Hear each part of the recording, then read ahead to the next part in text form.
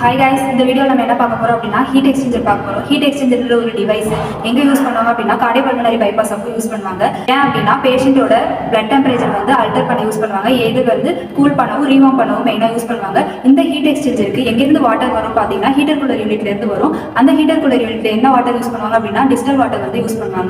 இந்த heat exchanger வந்து எதால மேடப் ஆயிருக்கும் பார்த்தோம்னா aluminium, stainless steel and glass. Next வந்து என்னன்னா டைப் ஆஃப் ஹீட் எக்ஸ்சேஞ்சர் பார்க்க போறோம். ஒன்று வந்து parallel flow, counter current flow, இன்னொன்று வந்து அக்ராஸ் ஃப்ளோ. பேரலல் ஃப்ளோன்றது என்னன்னா பிளட்டும் வாட்டரும் சேம் டைரக்ஷன்ல வந்து ஃப்ளோ ஆகும். அதுவே கவுண்டர் கரண்ட் ஃப்ளோன்றது என்ன அப்படின்னா பிளட்டும் வாட்டரும் ஆப்போசிட் சைட்ல வந்து ஃப்ளோ ஆகும். அதுவே அக்ராஸ் ஃப்ளோ அப்படின்றது என்ன அப்படின்னா வாட்டருக்கு பெர்பெண்டிகுலரா பிளட் வந்து போச்சு அப்படின்னா அது வந்து அக்ராஸ் ஃப்ளோ.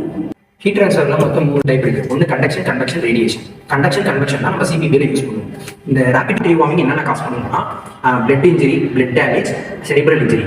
இதுவே நம்மளுக்கு வந்து அபோவ் 43 டிகிரி செல்சியஸ்க்கு மேலே நம்ம ரீவார்ம் பண்ணோம்னா தெர்மல் இன்ஜுரியும், பிளட் ஃபார்ம் எம்எஸ்